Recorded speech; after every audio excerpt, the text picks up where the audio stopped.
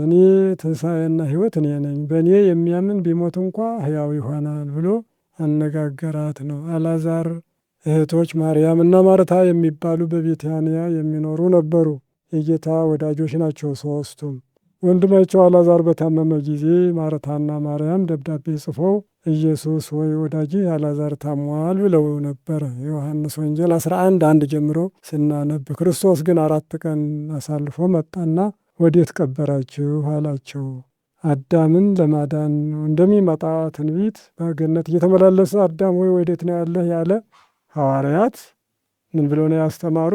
ሉቃስ 24:34 ላይ በእውነት ክርስቶስ ተነስቷል፣ ለስምዖንም ታይቷል እያሉ አወሩ ይላል። ወይም ደግሞ ለሕዝበ ዓለም አጠቃላይ ማለት ነው። ወገሌ ወገሌ አይደለም፣ ለአዳምና ለሔዋን ልጅ ለሆነው ሁሉ ነው ያስተማሩት።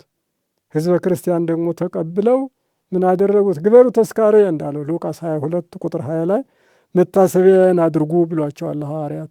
በዚህ አይነት ምእመናን ደግሞ መታሰቢያውን በማድረግ ግብረ ሰላም ይባላል። ልክ 50ኛው ቀን እስከሚፈጸም ድረስ ደግሰው ካህናትን ያገለግሉትን የሚመግቡት ምእመናን መመኪያቸው ምጽዋት ነው፣ ማብላት ማጠጣት ነው።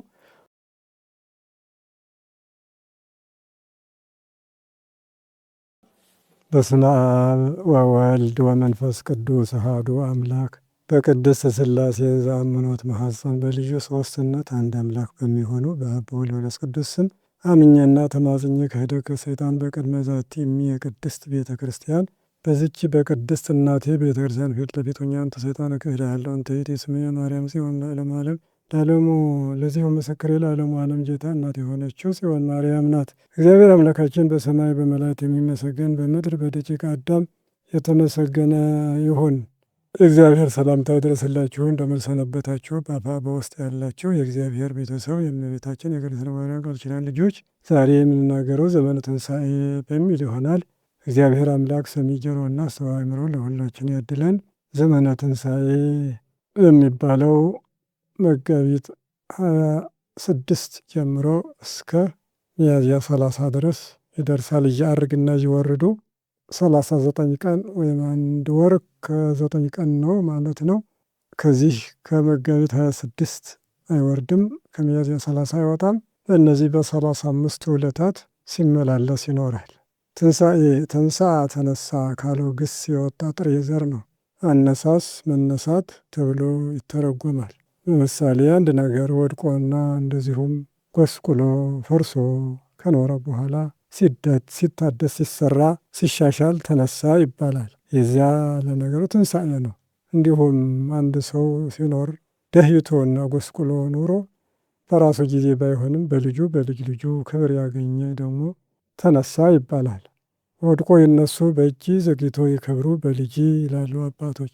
እነዚህም አዳምና ሔዋን በልጅ ልጃቸው በድንግል ማርያም የከበሩ አርአያ ሊሆኑ ይችላሉ። በሌላም በመንፈሳዊ እይታ ስናይ እንደዚሁ በኃጢአት አረንቋ ወድቆ የኖረ በመከረ ካህን ተመልሶ ንስሐ ሲገባ ሥጋ ወደሙ ሲቀበል በንጽሕና በቅድስና ሲወሰን ተነሳ፣ ትንሣኤ ልቡና ይባላል። ራእይ 20:6 ላይ የፊተኛው ትንሣኤ ያለው ያ ብፁዕ ነው ይላልና፣ በሌላውም ትንሣኤ ሥጋ የመጨረሻው ዓለም ሁሉም የሚነሳበት እለሰ ሰናየ ገብሩ ትንሣኤ ዘለክብር ወለሰ እኩየ ገብሩ ትንሣኤ ዘለደይን ዮሐንስ 5:38 ላይ እንደምናገኘው መልካም ያደረጉ ወደ ክብር ትንሣኤ፣ ክፉ ያደረጉም ወደ ሐሳር ትንሣኤ ይሄዳሉ ይላልና ከዚህ የሚበልጥ ደገኛው ትንሣኤ ዳግም የማይፈለግ የጌታችን የኢየሱስ ክርስቶስ ትንሣኤ ነው ዋናው። ይኸውም አነ ውእቱ ትንሣኤ ወሕይወት ዮሐንስ ወንጌል ምዕራፍ 11 ቁጥር 25 ያለውን መነሻ አድርገን ለጥቂት ደቂቃዎች እየተነጋገረን እንቆያለን።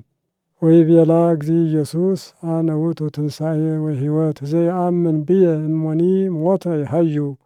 ጌታ ኢየሱስ ክርስቶስ ለማርታ አላት፣ እኔ ትንሣኤና ሕይወት እኔ ነኝ፣ በእኔ የሚያምን ቢሞት እንኳ ሕያው ይሆናል ብሎ አነጋገራት ነው። አልዓዛር እህቶች ማርያም እና ማርታ የሚባሉ በቤታንያ የሚኖሩ ነበሩ። የጌታ ወዳጆች ናቸው ሦስቱም። ወንድማቸው አልዓዛር በታመመ ጊዜ ማርታና ማርያም ደብዳቤ ጽፈው ኢየሱስ ወይ ወዳጅ አልዓዛር ታሟል ብለው ነበረ። ዮሐንስ ወንጌል 11:1 ጀምሮ ስናነብ ክርስቶስ ግን 4 ቀን አሳልፎ መጣና ወዴት ቀበራችሁ አላቸው። አዳምን ለማዳን እንደሚመጣ ትንቢት በገነት እየተመላለሰ አዳም ወይ ወዴት ነው ያለህ ያለ አብርሃም ባለቤተ ሳራ የታለች ብሎ የጠየቀ እግዚአብሔር ዛሬም አልዓዛርን የት ቀበራችሁ ይላል። አላዋቂ ስጋን እንደለበሰ ለማጠየቅ ነው።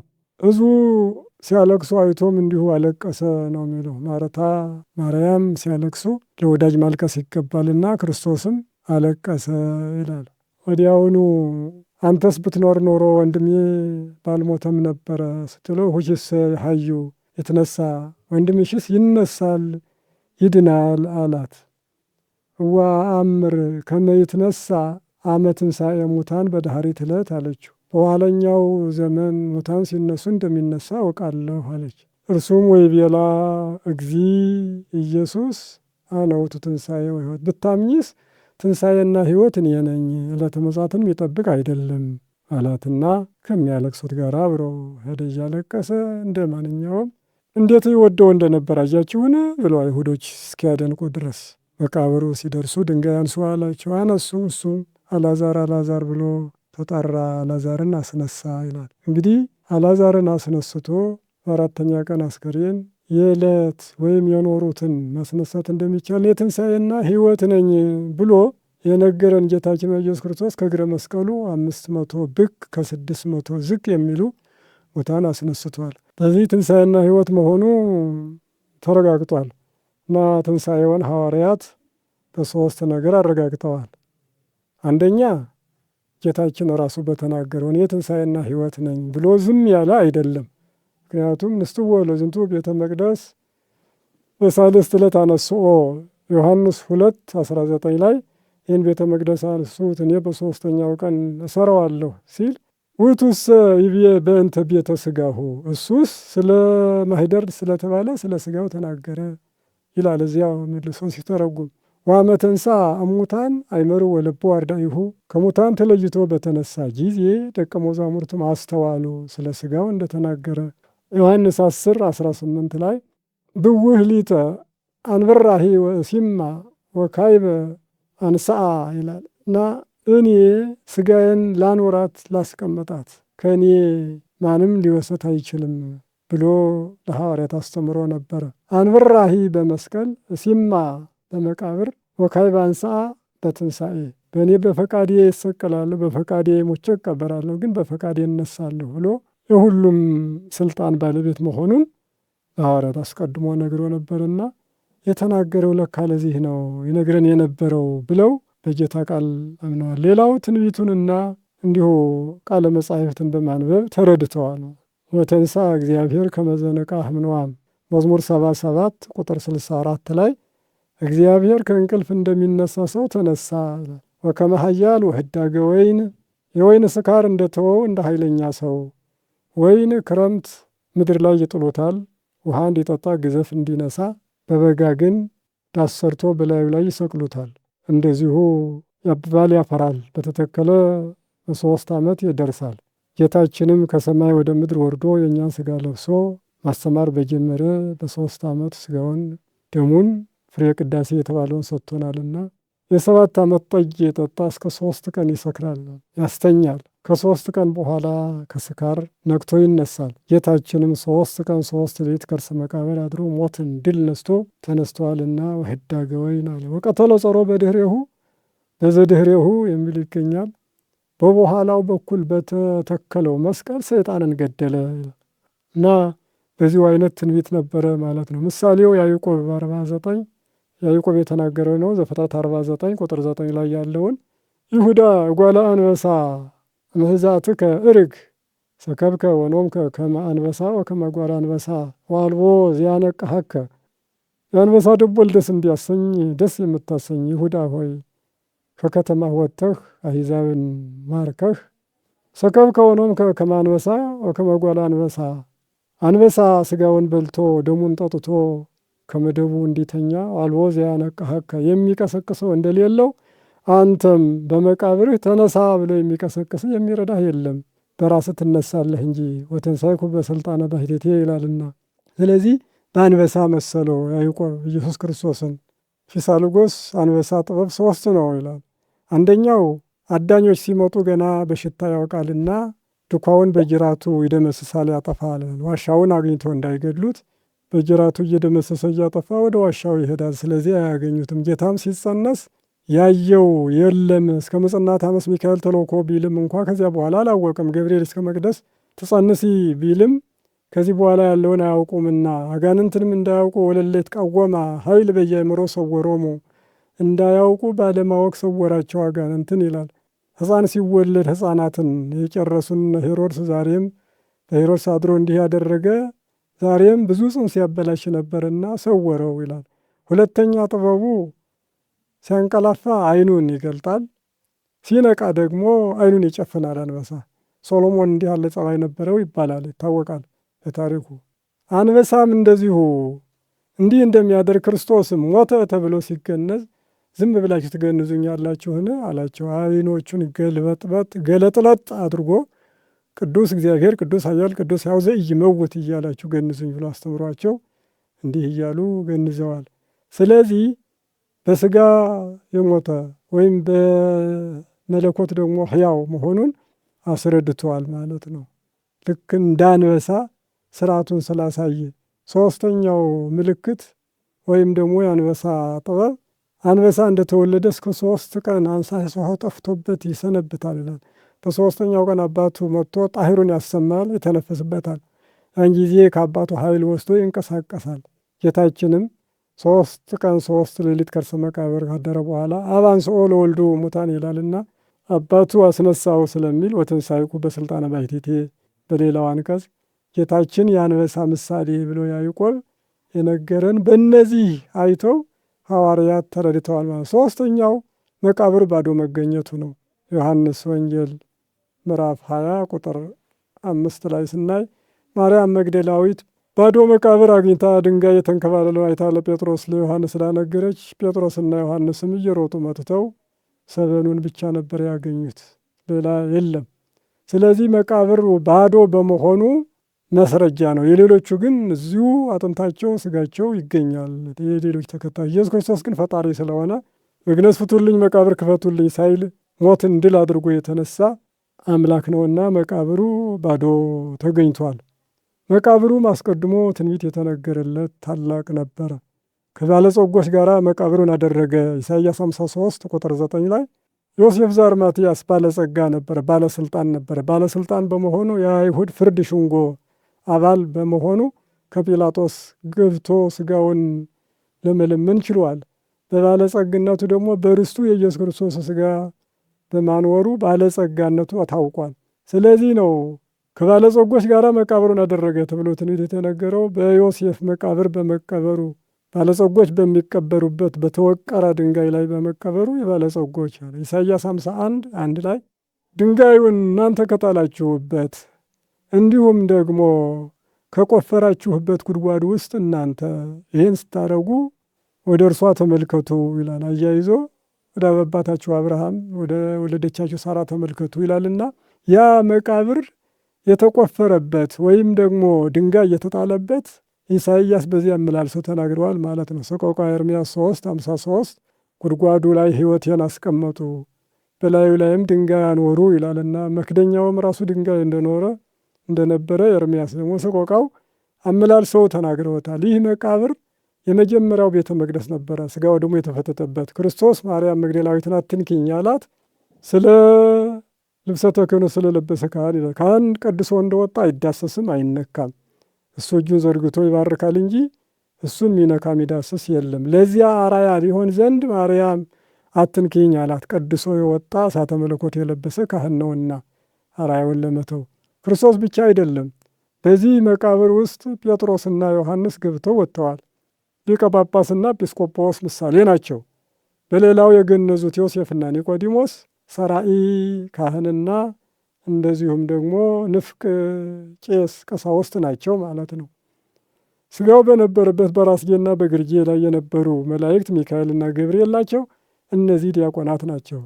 የመላእክት ስራ ተልእኮ ነውና የዲያቆናትም ስራ ተልእኮ ነው። ስለዚህ ጳጳስ ኤጲስቆጶስ፣ ቀሳውስት፣ ዲያቆናት የተገኙበት። ማርያም መግደላዊት ማይ ቀጅ ወይም ደግሞ ዕቃቤተ ደብር ናት። እነዚህ ሰባቱ ሁሉ የተገኙበት ታላቁ ቤተ መቅደስ ነው ማለት ነው የመጀመሪያው። ስለዚህ ያ መቃብር ስጋ ተቀመጠ። ኢየሱስ ክርስቶስ ስጋ በመቃብር ሲኖር ነፍስ ግን ወደ ሲኦል ቀጥላለች ማለት ነው። እና አንድ ግንድ ቢፈለጥ ከሁለት ቢከፈል ፀሐይ ከሁለቱም ላይ ይወጣል። ፀሐይ አይመታም ወይም አያመውም። ስጋ ላይም መለኮት አለ፣ ነፍስ ላይም መለኮት አለ ማለት ነው። መለኮት እንደ ፀሐዩ ነው፣ ስጋና ነፍስ እንደ ግንዱ ሆነዋል ማለት ነው። ለምሳሌነት ያህል ነው። ስጋ በመቃብር ተቀብሮ ሙታንን ሲያስነሳ፣ ነፍስ ደግሞ ወደ ሲኦል መለኮት ተዋሃዳት ነፍስ ሲኦል ገብታ ነፍሳትን ነፃ አውጥታለች። በዚያ ሲኦል እንደገባ ምንድን ነው የሚለው? ሀይወ ሞተ በስጋ ወሀይወ በመንፈስ ወሖረ ሀበ እለ ሙቅታ ትነብር ነፍስቶሙ ወሰበከ ሎሙ ግዛና እለ ውስተ ሲኦል ጻኦ ወእለ ውስተ ጽልመት ተከሰቱ። አንደኛ ጴጥሮስ 3:18 ላይ በስጋ የሞተ በመንፈስ ደግሞ ሕያው ሆነ፣ ነፍሳቸው ታስራ ወደ ነበረችበት እስር ቤት ሄደ። እንደዚሁም ደግሞ ነፃነትን ሰበከላቸው። ሲኦል ያላችሁ ውጡ፣ ጨለማ ውስጥ ያላችሁ ተገለጡ አለ። ወርዩ ብርሃነ አብየ ታላቅ ብርሃንም አዩ ይላል እዚያው። እና ይህ ማለት ወደ ሲኦል ወርዶች ነፍሳትን በመዝሙረ ዳዊት እንደተነገረ አውጾምም ጽልመት ወጸላሎተ ሞት ወሰበረ መዋቅሕቲሆሙ እስር ቤታቸውን ሰብሮ ከጨለማ ወጣቸው። ንግሩ ለያር ምህረቶ የዚያን ቸርነት ንገሩ።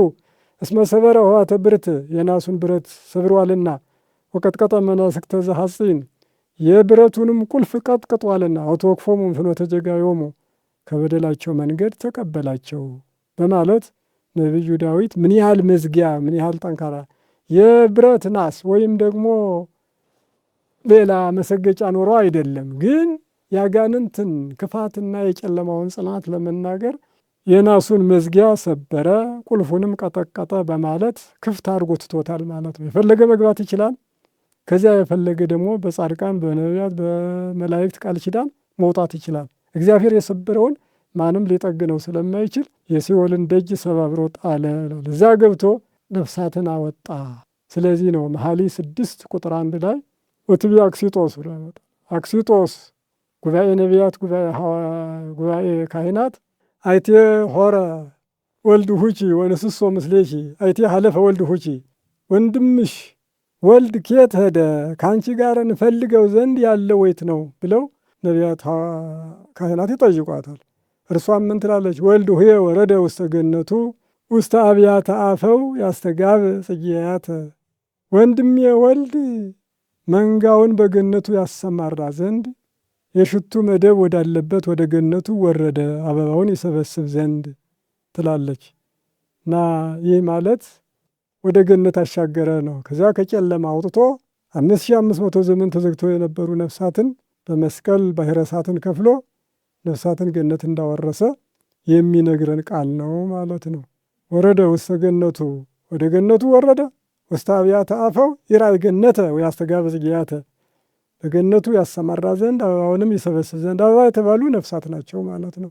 እና በትንቢት እነ ሶሎሞን እርሱ ራሱ በተሰቀለ ዕለት አቤቱ በመንግሥት ስትመጣ አስበኝ ላለው እንኳ እስከምመጣ ድረስ በዕለተ ምጽአት ለምን ትጠብቃለህ? ከዛሬ ጀምሮ ከእኔ ጋር በገነት ትኖራለህ ነው ሉቃስ 23:44 ላይ እንደምናገኘው። ሠርከ ዓርብ ገነትን ከፍቶ በዚህ ዓለም ላሉትና በሲኦል ለነበሩት የሰጠ እግዚአብሔር አምላካችን ይክበር ይመስገን።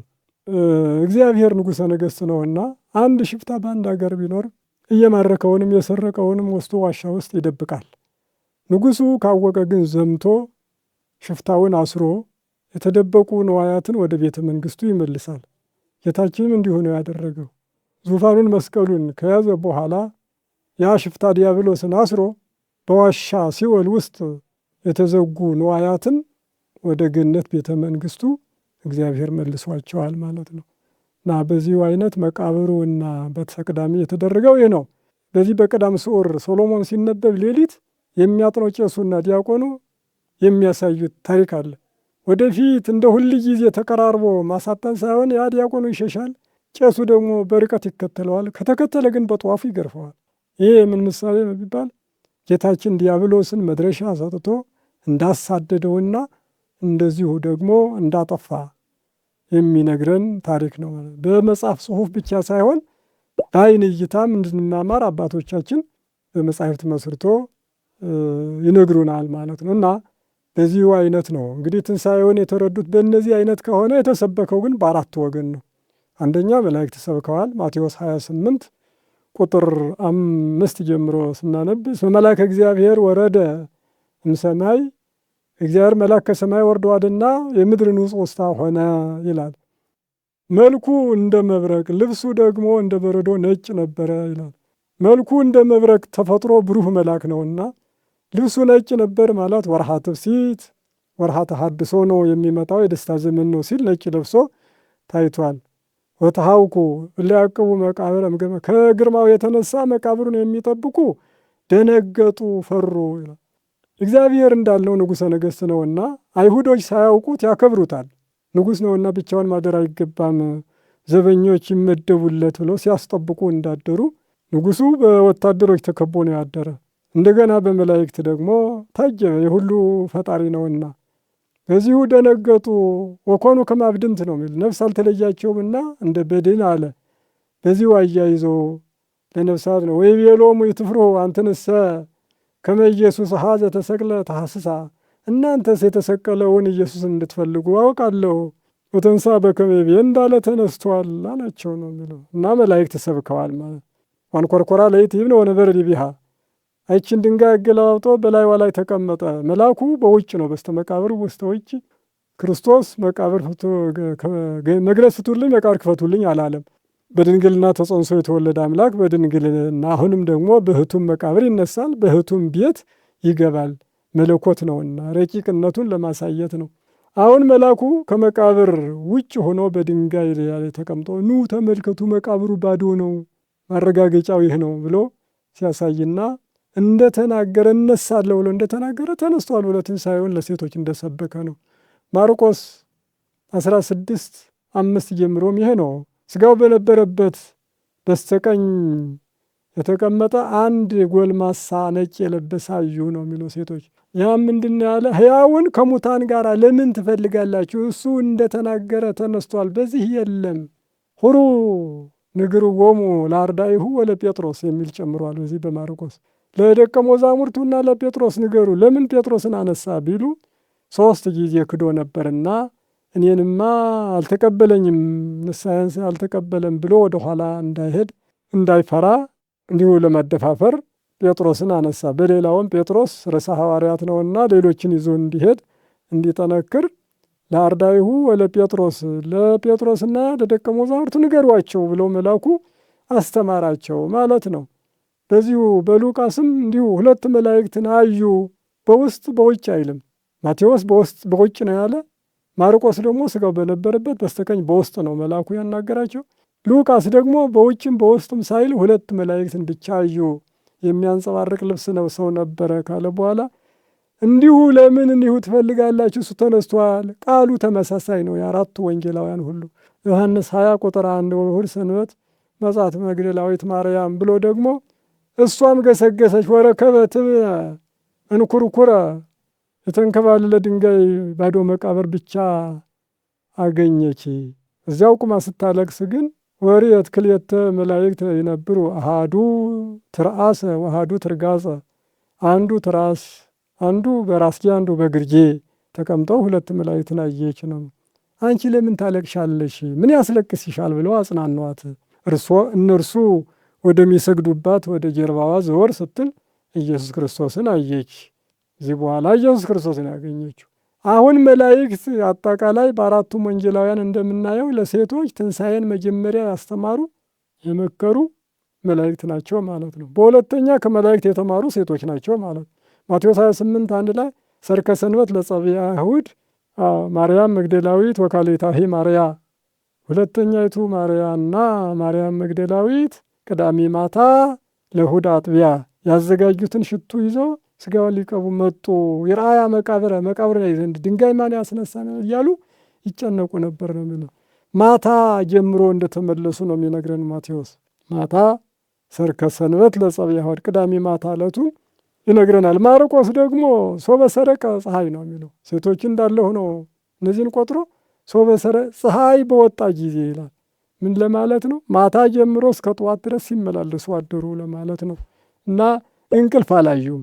ያው አምላካቸው ጌታቸው ሲርባቸው የሚመግብ ሲራቆቱ ደግሞ የሚያለብስ ጌታ ተቀብሮ መተኛት አልቻሉም። እየተመላለሱ ነው ያደሩ ማለት ነው። ሉቃስ ደግሞ አንገሃ ገይሰ የሚል ማልዶ ጠዋት ገና ሴቶች ገስግሰው ወደዚያ ሄዱ ይላል። በዮሐንስ ደግሞ እንዘ አዲ ጽልመት ማርያም መግደላዊት ሄደችው ጨለማ ሳለ ይላል። ጨለማ ሳለ ዱርዬ ወንበዴ ይጣለኛል አውሬ ይበላኛል ሳትል ጨለማውን ብቻ ለብሳ እንዲሁ ሄደች። ወረከበት እብነ እቱተ የሚላለን ኩርኩረ የተፈነቀለ ድንጋይ ያገኘች ባዶ መቃብር ብቻ። ጌታዬን ማን ወሰደው ብላ ደነገጠች። ተመልሳ እየሮጠች መታ ለጴጥሮስና ለዮሐንስ ነገረ ይችላል። ጴጥሮስና ዮሐንስም እየተሯሯጡ ሄደው ዮሐንስ ወጣት ነውና ቀደመው። መቃብር ላይ ሲደርስ ግን አልገባም። ጴጥሮስም ዝግታ ወስዶ ደረሰና ጴጥሮስ ገባ። ጳጳስ እያለ ቄስ አይገባም፣ ቄስ እያለ ዲያቆን አይገባምና ጴጥሮስ ከገባ በኋላ ገብተው አዩ። ሰበኑንና መጠምጠሚያን ብቻ አገኙ ይላል። ከዚያ እያደነቁ እነሱ ሲመለሱ አልተመለሰችም። እዚያ እያለቀሰች ቀረች። መላእክትን አየች። መላእክት አጽናኗት። አሁንም ባለመሄዷ ኢየሱስ ክርስቶስን አገኘች። ጽኑ ፍቅር ፍርሃትን ያስወግዳል እንደሚል ፍጹም ፍቅር ፍርሃትን አውጥቶ ይጥላል ነው የሚለው ዮሐንስ። እና ስለዚህ ፍጹም ፍቅር ስለነበራት ኢየሱስን አገኘች። ለባሕታውያን ርስና ምልክት ናት ማለት ነው። አራያ ሆና የተነገረች ናት። የማይቀር ስርዓት ያላት ማለት ነው። እና በዚሁ አይነት ማርያም መግደላዊት በዚሁ አይነት የዕለቱን ይነግረናል ማለት ነው። በዚህ ስርዓት የባሕታውያን ርስ ምሳሌ ሆና ትነገራለች። የባሕታውያን ርስ ምሳሌ የሆነችው በምንድን ነው? መጀመሪያ ባዶ መቃብርን ያገኘች በዓለም እንደሚኖሩ ምዕመናን ወይም ደግሞ ቅዱሳን ሐዋርያትን ያነጋገረች። አንድ ባሕታዊ ገዳም ሲገባ ኮሾሮ ጥራጥሬ ይዞ ይገባል። ከቅዱሳን ሐዋርያት ጋር ጥቁር ራስ እየተባለ ለ3 ዓመት ያህል ያገለግላል። ይህ ወጣኒነት ይባላል። ቀጥሎ ከዚህ በኋላ አገልግሎት ደግሞ እየበቃ ሲሄድ ማዕከላዊነት ይባላል። መላእክትን ያያል። ሲወርዱ ሲወጡ ሚካኤል መጣ፣ ገብርኤል ሄደ፣ ያ ሩፋኤል ነው ያ ኡራኤል ነው ማለት መለየት ይችላል ማለት ነው።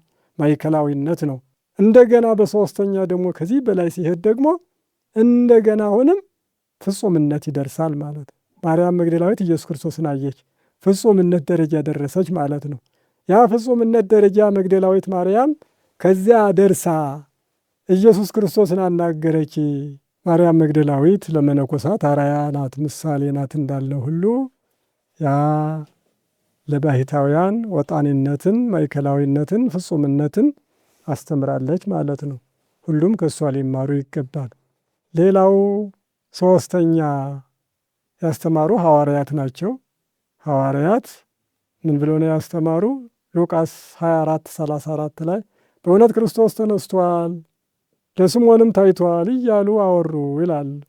እና የኤማሁስ መንገደኞች ክርስቶስ ከተረከላቸው በኋላ ያዩትን ኢየሩሳሌም ተመልሰው እንደነገሩ ነው። በእውነት ክርስቶስ ተነስቷል አማን በአማን ስለዚህ ለስምዖንም ታይቷል ብለው እንደመሰከሩ ነው የሚነግረን። የሐዋርያት ሥራ ምዕራፍ 1 ቁጥር 21 ላይ የትንሣኤው ምስክር ይሆን ዘንድ ከእኛ ካሉት ይመረጡ ብለው ከ72ቱ አርድእት 2ቱን ዕጣ እንዳጣጣሉ ነው። ዕጣ መንፈስ ቅዱስ ያውጣ ብለው ዕጣ አጣጥለው ማትያስ ስለ ይሁዳ ተተክቶ የትንሣኤው ምስክር ሆኗል። እነሆ የትንሣኤው ምስክር ሊሆን ይገባል ብሎ ጴጥሮስ እንደተናገረ ሁላቸውም የትንሣኤው ምስክሮች ነበሩ ማለት ነው። ምዕራፍ 2 ቁጥር 23 እንደዚሁ ምንድን ነው የሚለው? እናንተ ተመቅኝታችሁ የሰቀላችሁትን እግዚአብሔር የሞትን ጣር አጥፍቶ አስነሳው ብሎ ጴጥሮስ አስተምሯል። የሞትን ጣር አጥፍቶ ማለት እግዚአብሔር ራሱ ኢየሱስ ክርስቶስ እግዚአብሔር ስለሆነ በስልጣኑ በኃይሉ በመለኮትነቱ ተነሳ፣ እናንተማ በመቀኝነት ሰቅጣችሁ ገድላችኋል ብሎ አይሁዶችን ገስጿቸዋል ፊት ለፊት። የሐዋርያት ሥራ ምዕራፍ 4 ቁጥር 1 ላይ ስለ ሕዝቡ ሲያስተምሩ እንደዚሁም የሙታንን ትንሣኤ ሲናገሩ በቅናት ተቃጠሉና እጃቸውን ጫኑ፣ እስር ቤትም አስገቡ ይላል እና መነሻቸው አጠቃላይ ስለ ትንሣኤ ነበር የሚሰብኩት። መነሻ የትም አገር ሂደው ክርስቶስ አምላክ ነው ተነስቷል በሚል ማለት ነው። እና እንደምናውቀው አንደኛ ቆሮንቶስ 15 ቁጥር 20 ላይ ክርስቶስ ስላንቀላፉት ሁሉ በኩር ሆኖ ተነስቷልና ማንኛውም ሰው እንዲሁ ይነሳል በማለት እርሱን መነሻ አድርገን ነው እኛ ሁልጊዜም ለሰው ልጅ ሁሉ ትንሣኤ ተሰጥቷል የምንለው። ላንቀላፉት በኩር ሆኖ ሞት በአንድ ሰው ወደዚህ ዓለም እንደገባ ትንሣኤ ደግሞ በአንድ ሰው በኢየሱስ ክርስቶስ ለሁሉ ሰው ሆኗልና በዚህ አይነት ሐዋርያት ደግሞ ትንሣኤውን ሰፋ አድርገው አስተምረዋል። ለማን? ለሕዝበ ክርስቲያን ወይም ደግሞ ለሕዝበ ዓለም አጠቃላይ ማለት ነው። ወገሌ ወገሌ አይደለም፣ ለአዳምና ለሔዋን ልጅ ለሆነው ሁሉ ነው ያስተማሩት። ሕዝበ ክርስቲያን ደግሞ ተቀብለው ምን አደረጉት? ግበሩ ተስካርየ እንዳለው ሉቃስ 22 ቁጥር 20 ላይ መታሰቢያን አድርጉ ብሏቸዋል ሐዋርያት። በዚህ አይነት ምእመናን ደግሞ መታሰቢያውን በማድረግ ግብረ ሰላም ይባላል።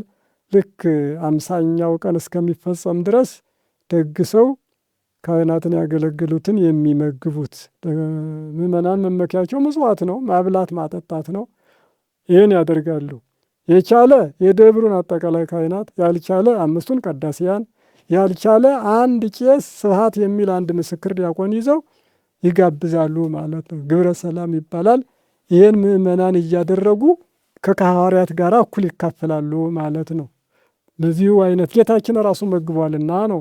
የዮሐንስ ወንጌል 21 ቁጥር 14 ላይ ዘአስተዳለውዎ መንፈሳውያን ነው የሚለው። ሰማያውያን መላእክት ያዘጋጁትን ኑ እንብላ ብሎ ከእርሱ ጋር የነበሩ 7ቱን ደቀ መዛሙርት እንደመገበ ወእምድኅረ መስሑ ይቤሎ ስምዖን ጴጥሮስ ታፈቅረኒ ነው። ከበሉ በኋላ ነው ትወደኛለህን ብሎ በጎችን ግልገሎችን ጠብቅ ያለው። ከሚበሉት ቆርሶ ያጎረሱትን ቀዶ ያለበሱትን ማዘዝ እንዲገባ ምሳ ካበላ በኋላ ጴጥሮስን ያዘዘው ጌታ እና ጌታ በዚህ በጥብርያዶስ ባሕር እንደጋበዘ ምእመናንም ባለ 50ውን እየጋበዙ ክብር በረከት ያገኛሉ ማለት ነው። ስለዚህ በመላእክት በቅዱሳት አንስት በቅዱሳን ሐዋርያት በሕዝበ ዓለም ትንሣኤው የተሰበከ መሆኑን ወንጌል ቅዱስ ይመሰክራል ማለት ነው እና በዚሁ አይነት ጌታችን መድኃኒታችን ኢየሱስ ክርስቶስ ትንሣኤውን ለምእመናን አሳይቶ ሁል ጊዜም ስራው እንዲቀጥል አድርጓል ማለት ነው። አንድ መወድስ አምና ያደረኩት ነበረ፣ ይቅርታ ጣነ ሞገር። እሱን አይተን ትምህርታችንን እንዘጋለን። ምን የሚል ነው? መነኮሳዊ መቅበርት ዘበዓለ ሰንበት አንግሃ ምንተኒ ይውህጠ እምድኅረ ለትሃ ጽርውየ ማየ ባሕር ሥጋ ወልደ አብ ዘነጽሐ አመ እግረ አንስት ተዋሃወሃ በፀዊረ ክቡድ ቀሱት ትንሣኤ ቀላየ መቃብር ነዊሃ እስመ ማይ ሥጋ ወልደ አብ በሰንበት ተቀድሃ የሚል ነው። እንግዲህ መነኮሳዊ መቅበርት ዘበዓለ ሰንበት አንግሃ የሰንበት ቀን የማለደ ጠዋት የገሰገሰ ባሕታዊ መቃብር አለ ምንተኒ ይውህጠ እምድኅረ ለትሃ ጽሩየ ማየ ባሕር ሥጋ ወልደ አብ ዘነጽሐ ንጹሕ የሆነ የወልደ አብ ሥጋ ውሃን ከተጎነጨ በኋላ ወይም ባፉ ከያዘ በኋላ አልዋጠውም፣ ተፋ ወይም መለሰው። ምን ነው? አመ እግረ አንስት ተዋሃውሃ የሴቶች እግር በተመላለሰ ጊዜ በፀዊረ ክቡድ ቀሱት ትንሣኤ ቀላየ መቃብር ነዊሃ ረጅም ከሆነ ከወንዝ ከዚያ መቃብር ትንሣኤ ከባድን ስራን በመሸከም ሴቶች እግር በተመላለሰ ጊዜ እስመ ማይ ሥጋ ወልደ አብ በሰንበት ተቀድሃ ነው። የወልደ አብ ሥጋ ውሃ በሰንበት ተቀድቷልና ባሕታዊ ገጠር ያለ ሰው ሰንበት ቅዳሜና እሑድ ውሃ አይጠጣም። እናቶቻችንም የዓርብ ውሃ ቅዱ ይላሉ። ዓርብ ቀድተው ለቅዳሜ ለእሑድ የሚበቃ ያስቀምጣሉ። ሰኞ ነው ወንዝ የሚወርዱት። ቅዳሜ ደም እሑድ መግል ይሆናል ተብሎ ስለሚነገር የዓርብ ውሃ ቅዱ ማለት ምስጢሩ ግን ማየገቦን ማለት ነው። ክርስቶስ ጎድኑ ሲወጋ ዕለተ ዓርብ ውሃ ስለፈሰሰ እንደዚያ የተቀደሰውን ማየገቦን ቅዱ ለማለት የዓርብ ውሃ ቅዱ ብለው ይነግራሉ። ባሕታዊ ዓርብ የተቀዳውን ብቻ ስለሚጠጣ ሥጋ ወልደ አብ ግን በሰንበት ተቀድቷልና አልጠጣም ተፋ ማለት ሰሙ የሆነ ወርቁ ግን ከመቃብር ላይ ቢቀበርም አልበሰበሰም፣ አልፈረሰም። እንደገና በሦስተኛው ቀን ሕያው ሆኖ ተነሳ። ትንሣኤው የኢየሱስ ክርስቶስ በዕለተ ሰንበት ነው የሚል ይሆናል። በላይኛው ደግሞ ምን የሚል ነው?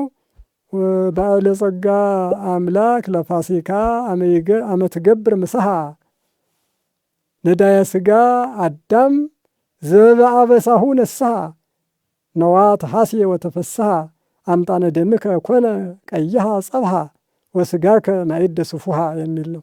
ባለጸጋ አምላክ ለፋሲካ አመ ትገብር ምሳሐ፣ ባለጸጋ አምላክ ሆይ ለፋሲካ ምሳ በምታደርግበት ጊዜ ነዳየ ሥጋ አዳም ዘበአበሳሁ ነስሐ፣ በኃጢአቱ ባበሳው የተጸጸተ የሥጋ ችግረኛ አዳም ነዋ ተሐስየ ወተፈስሐ እነሆ ፈጽሞ ደስ ተሰኘ። ምን አግኝቶ ደስ ተሰኘ? አምጣነ ሥጋከ ኮነ ቀይሃ ጸብሃ፣ ሥጋህ ቀይ ወጥ ሆኗልና፣ ወሥጋከ ማዕደ ስፉሃ፣ ሥጋህም ሰፊ ማዕድ ሆኗልና ደስ ተሰኘ ነው። አንድ ባለጸጋ ግብር አግብቶ ድሆችን ጠርቶ ሲያበላ ቀይ ወጥ ወይም ደግሞ ሌላ በልቶ አያውቅምና ያ ድሃ ለጊዜው ደስ ይሰኛል። ሰምነው። ወርቁ ግን አምላክ በአይሁድ ፋሲካ ጊዜ ምሳ ሆነህ በቀረብክ ጊዜ አንተ ራስህ አዳምና ልጆችን አስደሰትክ፣ ደስ ተሰኙ፣ ኃጢአትን ደምስሳል።